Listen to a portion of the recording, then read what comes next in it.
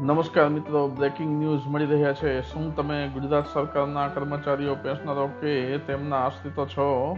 તો આ વિડીયો તમારા માટે ખૂબ જ જરૂરી છે. જાણો ગુજરાત કર્મયોગી સ્વાસ્થ્ય સુરક્ષા યોજનાની સંપૂર્ણ વિગત આ વિડીયોમાં.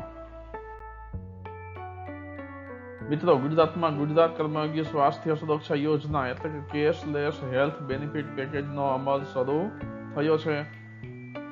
ગાંધીનગર 15 મે 2025. ગુજરાત સરકાર દ્વારા રાજ્યના કર્મચારીઓ, પેન્શનરો અને તેમના આશ્રિતો માટે આરોગ્ય સેવાઓ વધુ સુલભ અને અસરકારક બનાવવાના પ્રયત્નો અંતર્ગત ગુજરાત કર્મયોગી સ્વાસ્થ્ય સુરક્ષા યોજના એટલે કે કેશલેસ હેલ્થ બેનિફિટ પેકેજ અમલમાં મૂકવામાં આવેલ છે.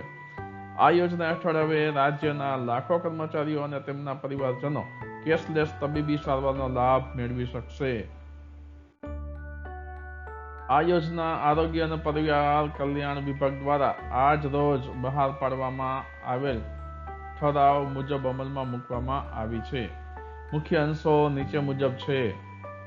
લાભાર્થીઓ. કોણ કોણ હશે આના લાભાર્થીઓ? તો ગુજરાત સરકારના સેવારત અધિકારીઓ, કર્મચારીઓ, પેન્શનરો અને તેમના આશ્રિત કુટુંબીજનો, સેવામાં રહેલ તથા નિવૃત્ત ઓલ ઇન્ડિયા સર્વિસીસ AISના અધિકારીઓ તથા તેમના આશ્રિતો. યોજનાનું નામ ગુજરાત કર્મયોગી સ્વાસ્થ્ય સુરક્ષા યોજના કેશલેસ હેલ્થ બેનિફિટ પેકેજ. મુખ્ય અંશોમાં ત્રીજું છે યોજનાના ફાયદા. તો PMJAY એમ્પેનલ્ડ હોસ્પિટલમાં કેશલેસ સારવાર ઉપલબ્ધ રહેશે. એક કુટુંબ દીઠ દર વર્ષે ₹10 લાખ સુધીની કેશલેસ સારવાર મળશે.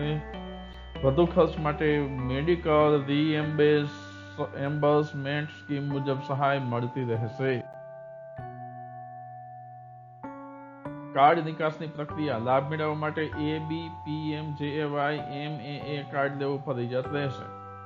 G સિરીઝના કાર્ડ SHA એટલે કે સ્ટેટ હેલ્થ એજન્સી દ્વારા ફાળવાશે.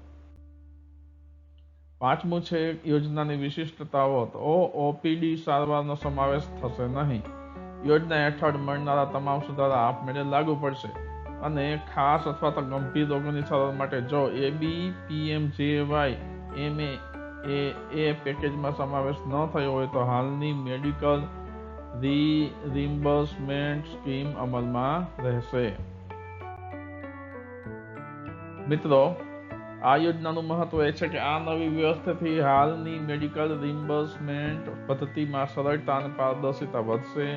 કેશલેસ સારવારથી નાગરિકોને તાત્કાલિક સારવાર મળવામાં સમયસર અને સુવ્યવસ્થિત સહાય મળશે અને આર્થિક દબાણ ઘટશે.